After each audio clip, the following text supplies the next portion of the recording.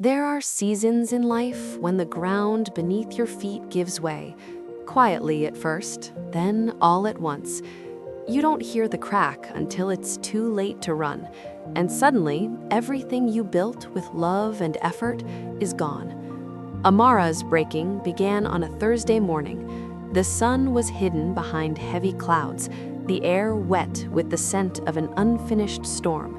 Her office, once a hive of energy and plans, was now an echoing room of cardboard boxes and unpaid bills. Computer screens glowed with files that no longer mattered. Her marketing agency had been her dream. 5 years earlier, she had started it in her small apartment with a second-hand laptop and a head full of ideas. She believed work done with honesty could change lives. For a while, it did.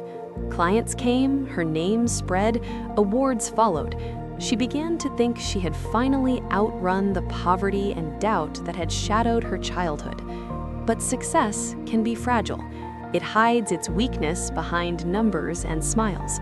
Amara's weakness had a name: Jonas, her business partner, the one who had promised loyalty and shared vision. Without warning, he siphoned the company's funds, changed passwords, and vanished. The debts he left behind were crushing. That morning, Amara stood before the window, watching the first drops of rain hit the glass. Outside, the city moved as if nothing had changed. Inside, the life she had built was collapsing in silence. Days passed. She packed what she could, sold what had value, and closed the office door for the last time. There was no anger left, only numbness. The weeks that followed blurred together. Sleep came in fragments, food lost its taste, messages went unanswered. She ignored the world, wrapped in the heavy quilt of failure. Friends drifted away, unsure what to say. Yet even in the emptiness, one name kept rising in her mind: Mama Zuri. Years before, when Amara was still a university intern, she had met Mama Zuri, a retired entrepreneur with silver-threaded hair and eyes that seemed to know more than they revealed. The woman had taken a liking to her ambition and taught her lessons no textbook contained. Patience is power. People matter more than profit. And when life closes in, remember that everything temporary is a teacher. Amara hadn't seen her mentor in nearly a year. Shame kept her from visiting. She didn't want the woman who once called her "my lioness" to see her defeated. But one night, unable to sleep, she found herself scrolling through old messages. The last one from Mama Zuri read, "Come for tea when your spirit feels heavy. The door never closes." The next morning, Amara went. The old house stood on a hill outside the city, wrapped in jacaranda trees and quiet air. Inside, the smell of ginger tea filled the room. Mama Zuri's smile was as gentle as always, her hands trembling slightly from age. She asked no questions. She simply listened as Amara spoke about betrayal, debt, exhaustion, and the voice that whispered she had wasted her life. When she finished, Mama Zuri placed a hand over hers.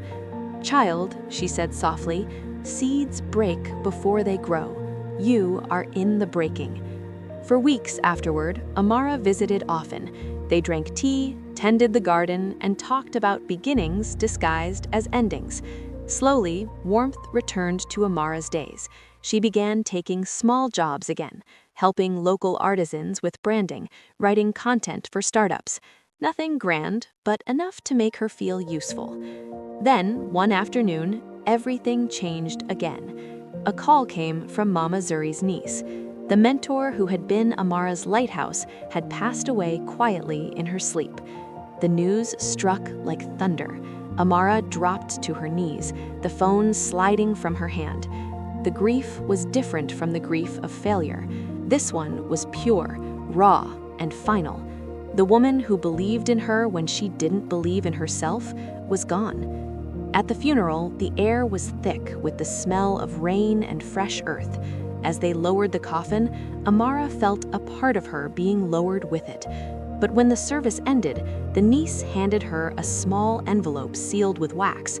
On it, in Mama Zuri's looping handwriting, were 3 words: "For my lioness." Inside was a single page, folded twice. The letter read, "Do not fear the emptiness. The same ground that buries the seed will grow it again. You were never meant to escape struggle. You were meant to transform it. When you feel lost, return to what you love, not what you think you must prove." Amara carried that letter everywhere. She read it when she woke, before she slept, when tears came without warning. Something began to shift, not all at once, but gently, like dawn light creeping through heavy curtains. She rented a small workspace near the market, just one desk and a window. She started offering workshops for young women trying to build their first businesses. There were no investors, no press releases, no grand strategies, only authenticity. She spoke honestly about mistakes, about trust, about the loneliness of leadership. Word spread.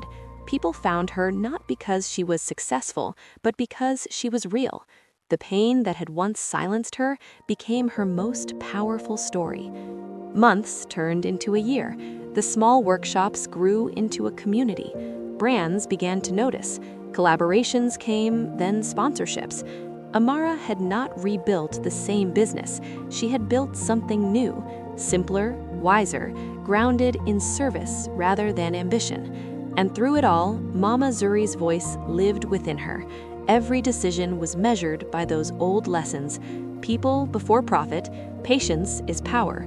Everything temporary is a teacher. When challenges returned, and they always did, Amara faced them with calm eyes. She no longer feared the breaking. She understood it was part of the rhythm of growth. Years later, at a leadership conference, she stood before a crowd of young entrepreneurs. The lights were bright, the cameras ready. She paused, remembering the empty office, the betrayal, the debt, the long nights of doubt. And then she began to speak. She told them that success almost destroyed her, and failure had saved her.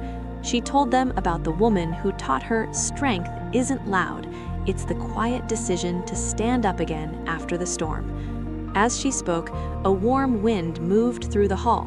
Some listeners wiped tears from their eyes, others took notes feverishly.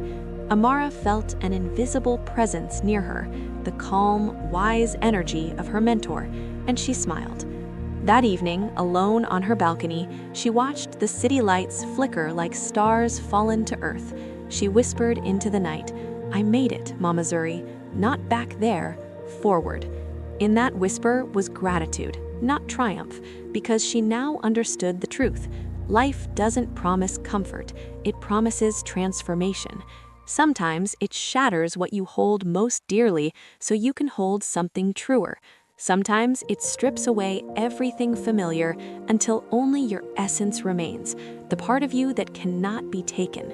Amara realized that what broke her had also built her, that betrayal had taught her discernment, that loss had taught her love, that grief had carved out space for compassion. She no longer needed to chase validation. Her peace was her success. Her purpose was to remind others that the breaking is not the end. If you find yourself standing in ruins, she would say, breathe. The dust around you is not your burial, it's the soil preparing for new roots. You have not been forgotten. You are being reformed, realigned, remade. When everything falls apart, let it.